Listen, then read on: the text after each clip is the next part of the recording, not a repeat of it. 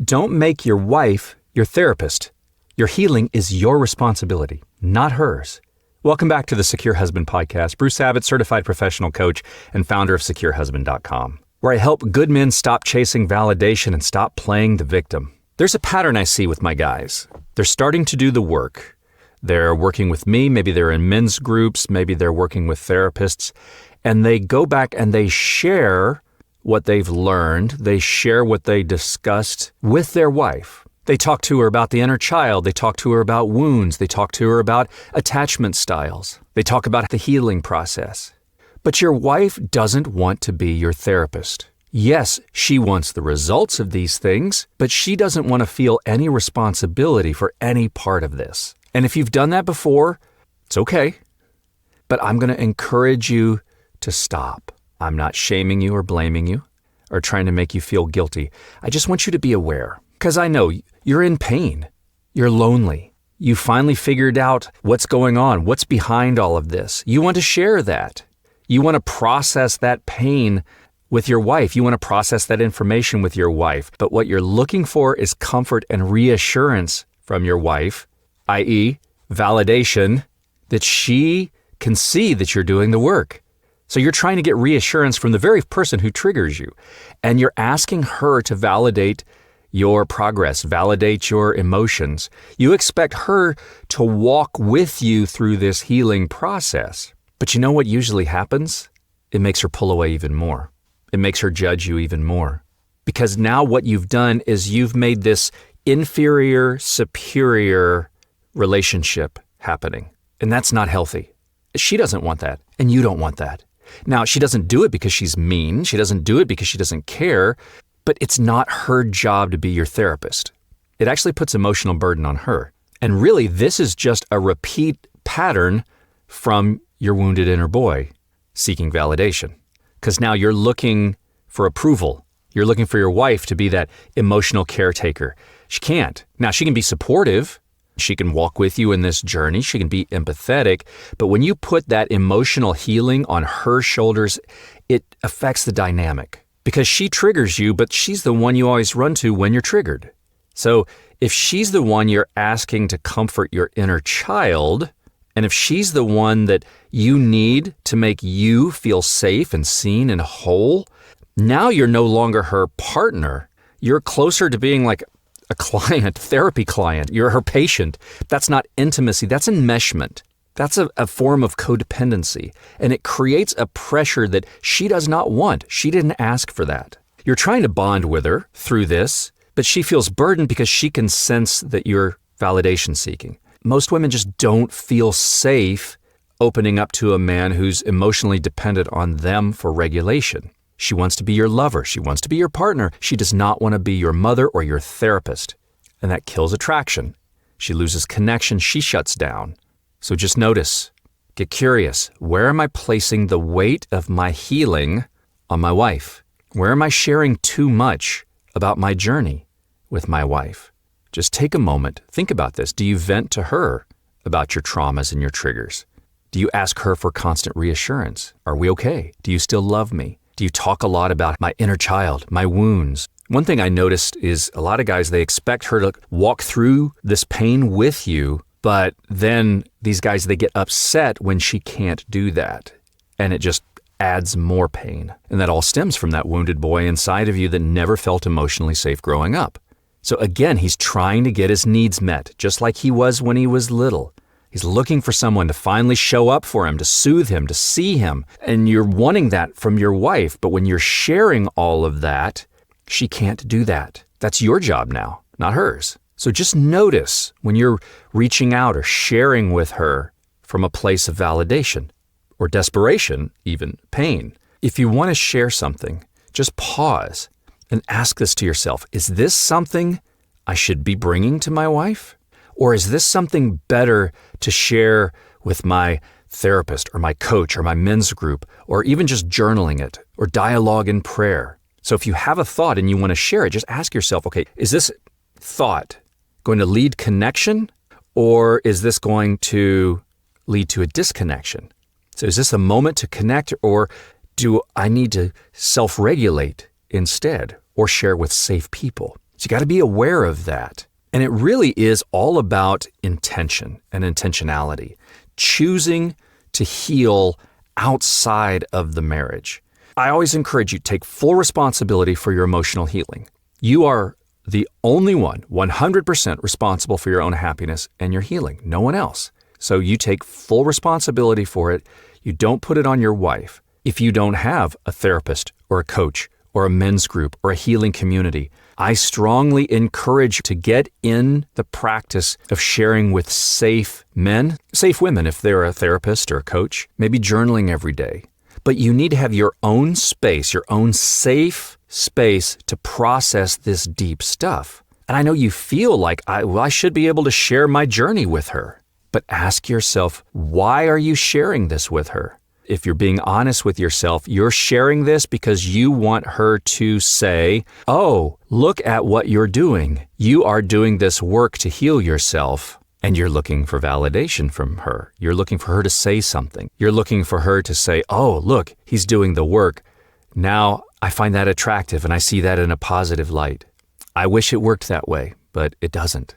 So you have to process things outside of your marriage. You move through the healing journey on your own and with safe people. Now, does this mean, you can't initiate tough conversations? No, it just means that you need to be grounded before you initiate those hard conversations. You have to process things before you ever bring them to her.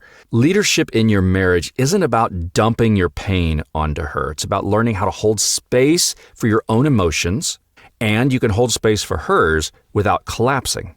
Now, when you make that choice, you bring peace into your life, you free her up, you stop being this emotional project. You balance out, because right now you probably have this superior-inferior complex going on, and you become equals again, and you become her partner again, her equal, as opposed to, mother-son.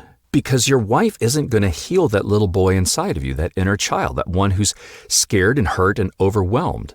That little boy inside doesn't want a therapist. What he really wants is he wants mom. He wants someone to soothe him when he's triggered.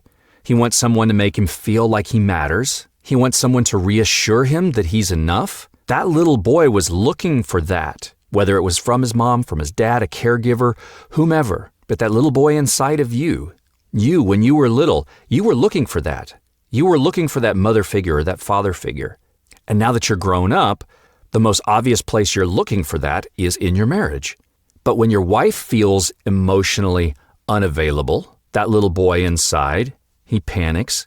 He says, I don't know what to do. I'm reaching out, I'm sharing, and things get worse. But what that little guy inside of you needs is you. He needs the grounded, secure, calm man that you're becoming to say, little guy, I've got you. You're safe. I know you're scared. I know you're lonely. We're not going to beg anymore. We're not going to chase love. We're going to heal, and we're going to do this in the presence of safe people. We don't need her to heal. That's what it means to reparent yourself. I talk about that inner child in every single podcast. Now, you don't have to be perfect, because that's one of the problems that we have. We keep thinking we have to be perfect. If we are perfect, we will earn her love. That may have been something that you struggled with when you were a child with a parent. The only way you ever got any attention is if you were perfect. And who's ever going to be perfect? And you don't have to be perfect to be able to hold your pain. You just have to be honest and loving to yourself, self-compassionate. You become the container for your pain, not her, you.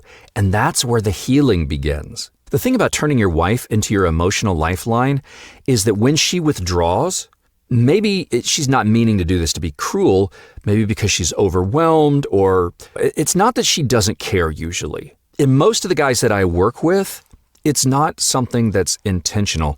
It's that she just doesn't feel safe when the man she marries starts depending on her like a child. And I always say in a dysfunctional marriage, you never have just one wounded partner. There's always two. So she's got her own emotional wounds. Then your neediness is going to trigger her shutdown response.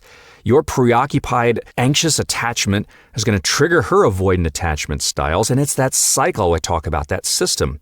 So you seek emotional comfort from her. She feels pressure. She pulls away. You feel rejected. You seek more comfort. She pulls further away, and around it goes.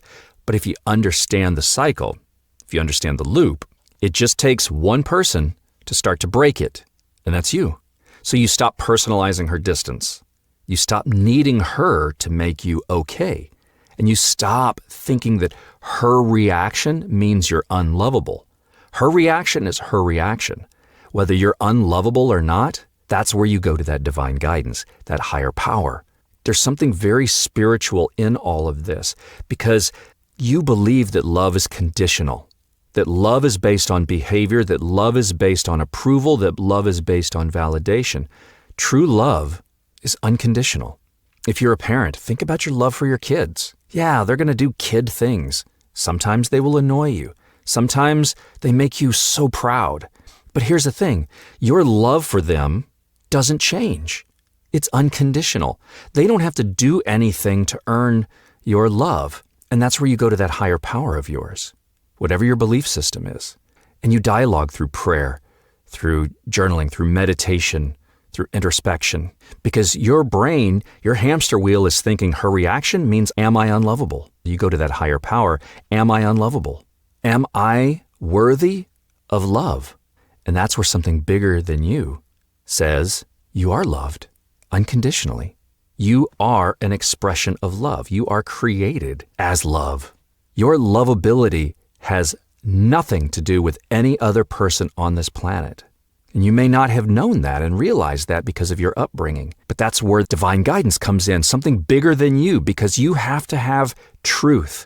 You have to have something that overcomes those false core beliefs, something that is able to overpower everything else that you can tap into and understand your worth. You are worthy of love. You are worthy of attention.